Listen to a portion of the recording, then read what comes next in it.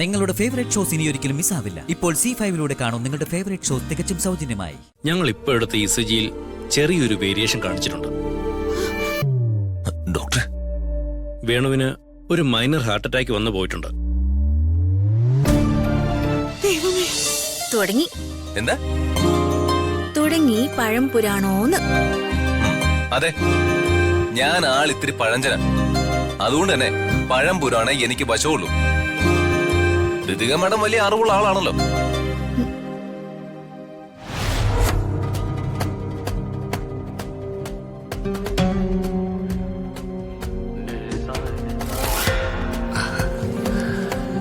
രാജു, വേണുങ്ങള്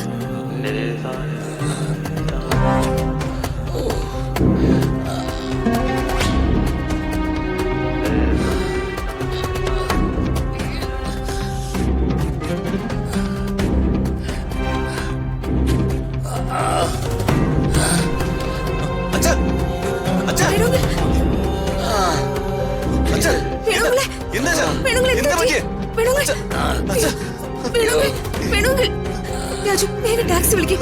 വേണുങ്കിൽ എന്താ പറ്റിയത്? വേണുങ്കിൽ വേണുങ്കിൽ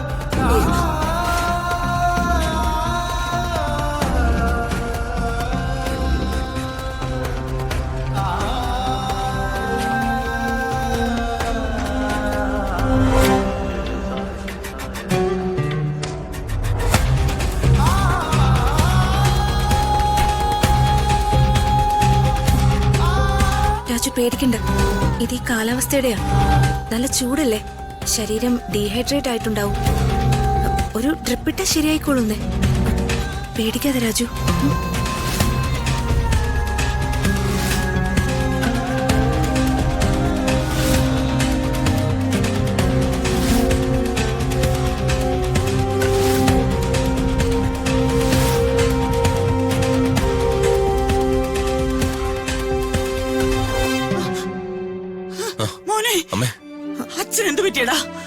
ഒന്നുമില്ലമ്മേ, റോഡിൽ വെച്ചൊന്ന് തലചുറ്റി.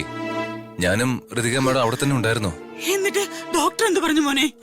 ഡോക്ടർ പരിശോധിച്ചുകൊണ്ടിരിക്കും. രാജു, ഇവിടേക്ക് കൊണ്ടുവന്നപ്പോ വേണുവിന്റെ BP വളരെ ഹൈ ആയിരുന്നു. ഹാർട്ട് റേറ്റും കുറച്ച് കൂടുതലായിരുന്നു. ഇതിനു മുമ്പ് എപ്പോഴെങ്കിലും നെഞ്ചിന് എന്തെങ്കിലും വേദന ഉണ്ടായിട്ടുണ്ടോ? നിങ്ങൾ ECG എടുത്ത് നോക്കിയിട്ടുണ്ടോ? ഇല്ല ഡോക്ടർ. എന്താ അങ്ങനെ ചോദിച്ചത്? ഞങ്ങൾ ഇപ്പോൾ എടുത്ത ECGയിൽ ചെറിയൊരു വേരിയേഷൻ കാണിച്ചിട്ടുണ്ട്. ഡോക്ടർ, വേണുവിന് ഒരു മൈനർ ഹാർട്ട് അറ്റാക്ക് വന്നു പോയിട്ടുണ്ട്. അങ്ങനെ പേടിക്കാനൊന്നുമില്ല.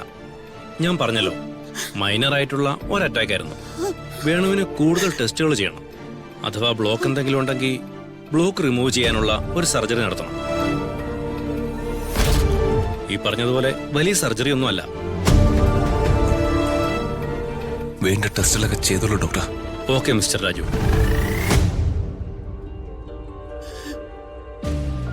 മോനെ, എന്തൊക്കെയാടാ ഡോക്ടർ പറഞ്ഞത്?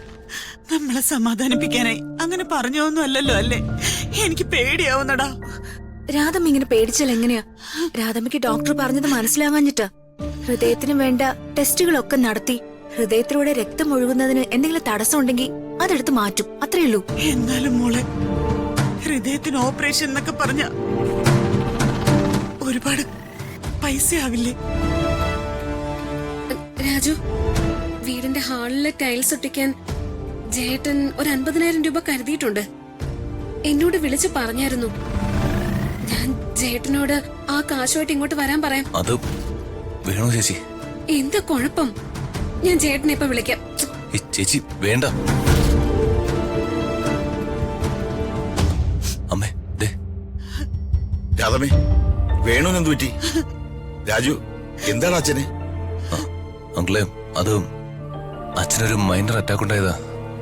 എന്റെ ദൈവമേ, ഞാൻ എന്തായി കേൾക്കുന്നത്? എന്നിട്ട് എവിടെ? ഐസിയു അങ്കിളെ.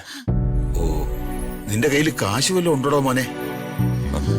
കയ്യിലൊന്നുമില്ല. എനിക്ക് തോന്നി, അതാ ഞാൻ കുറച്ച് കാശ് എടുത്തോണ്ട് വന്നത്. ഇത് വാങ്ങും മോനെ. അങ്കിളെ, ഇത് 1 ലക്ഷം ഉണ്ട്. വേണു എന്നെ രാവിലെ വന്ന് കണ്ടിരുന്നു. അവന് കാശിനെന്തോ ആവശ്യമുണ്ടെന്നും പറഞ്ഞിരുന്നു. നാളെ രാവിലെ കൊടുക്കാമെന്ന് ഞാൻ അവനോട് പറയുകയും ചെയ്തു. എനിക്ക് കാശ് തരാമെന്ന് പറഞ്ഞ പാർട്ടി അവൻ എന്നെ വന്ന് കണ്ടതിന് പിന്നാലെ കാശ് തരികയും ചെയ്തു. എന്നാൽ അത് കയ്യോട് അവനെ ഏൽപ്പിക്കാമെന്ന് കരുതി ജംഗ്ഷനിൽ വന്നപ്പോഴല്ലേ ഞാൻ വിവരം അറിഞ്ഞത്. നീ മടിച്ചു നിൽക്കാതെ ഇതങ്ങോട്ട് പിടിച്ചേ. പിടിക്കേ. ദാ.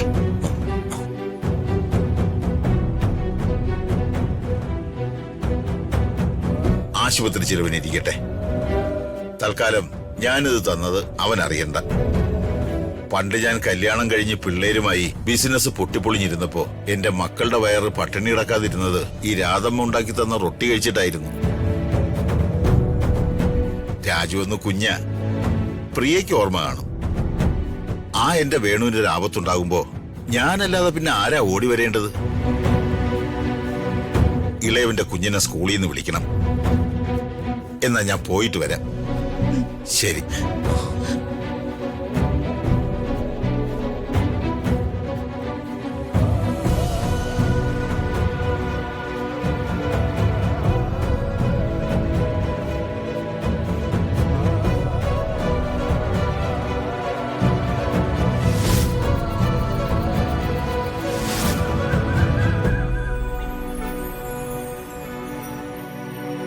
രാജു, അച്ഛനിപ്പോ പൂർണ്ണ ആരോഗ്യവാനാണ്. ഇന്ന് തന്നെ ഡിസ്ചാർജ് ചെയ്യാം. Thank you doctor. സർജറി കഴിഞ്ഞ ആളല്ലേ, കുറച്ച് ദിവസത്തേക്ക് പരമാവധി ആളെ ടെൻഷൻ അടുപ്പിക്കാൻ നോക്കണം. ആളുടെ ഉള്ളിൽ എന്തൊക്കെയോ ടെൻഷനുണ്ട്. അതൊക്കെ ഒന്ന് മാറ്റി അദ്ദേഹത്തെ ഒന്ന് ഹാപ്പിയാക്കാൻ ശ്രമിക്കണം. ശരി ഡോക്ടർ. ശരി.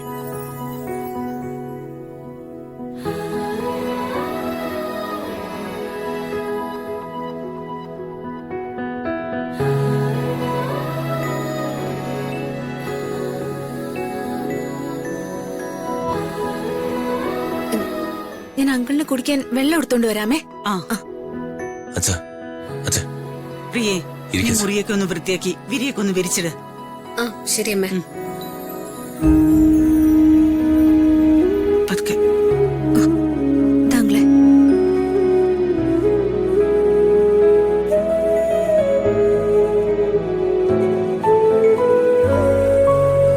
അതെ, എനിക്കൊന്ന് കിടക്കണം. ആ വാ, ഞാൻ പിടിക്കാം. അങ്കിള് പതിയെ എണീറ്റോ. പതിയെ. പതുക്കെ.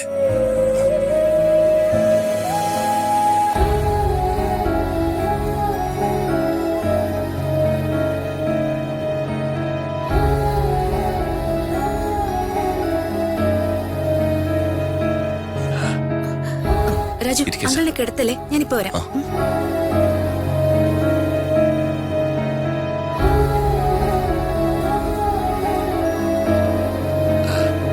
എനിക്കിപ്പോ ഒന്നും വേണ്ട ഹൃദയ മാഡം. അങ്ങനെ പറഞ്ഞാൽ എങ്ങനെയാ? നമുക്ക് ഉച്ചക്കുള്ള ടാബ്ലറ്റ്സ് കഴിക്കണ്ടേ? അങ്കിള് മടി കാണിക്കാതെ ഇതങ്ങ് കഴിച്ചേ.